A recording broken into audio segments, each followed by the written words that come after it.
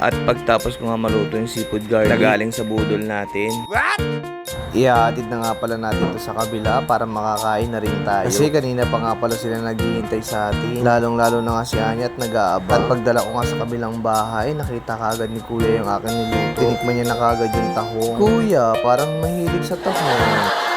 At nagsimula na nga rin pala maghain ng ate ko ng kanin. Tingnan niyo yung nanay ko tsaka yung kuya ko naghaharutang. Para lang silang mga bata, no? At ayun na nga, hinain na ni ate yung ating nilakaini. At nauuna na nga magsandok ang kuya ko kasi gusto niya na nga kumain ng seafood. Sabi ko nga magdasal muna kami para madatnan pa kami ng maraming bilis. Sabi ko nga kay Anya, simulan niya na magdasal. Bless us, our Lord, from this day giving the apostle receive from thy house for the land of the Lord.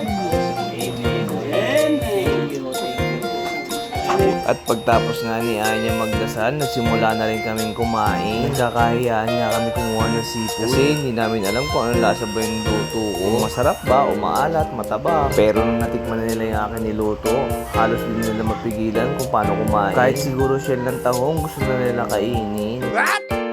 Masarap talaga kumain, no? Pagsama-sama yung pamilya.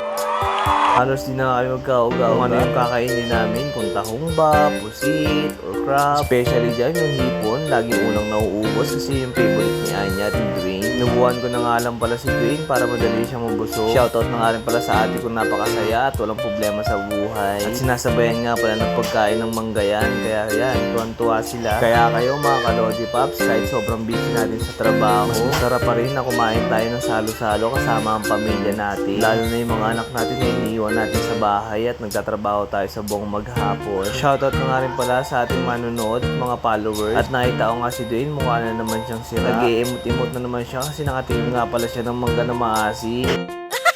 Ang akala niya kasi lahat ng dilaw ng mangga is matamis. Kaya pagtikim niya ng maasim ng mangga, nag-iba yung itsura niya. At nagpatuloy na nga rin pala kami sa pagkain ng ating seafood. Sulit nga pala ng aming kinain kasi napakatipid ng aming ginawa. mas maganda kayo na lang yung bumili sa palengke. Mas marami pa kayong mapapamili at makakatipid pa kayo na mas malaki. At higit doon, mas maraming makakain ang gagawin nyo.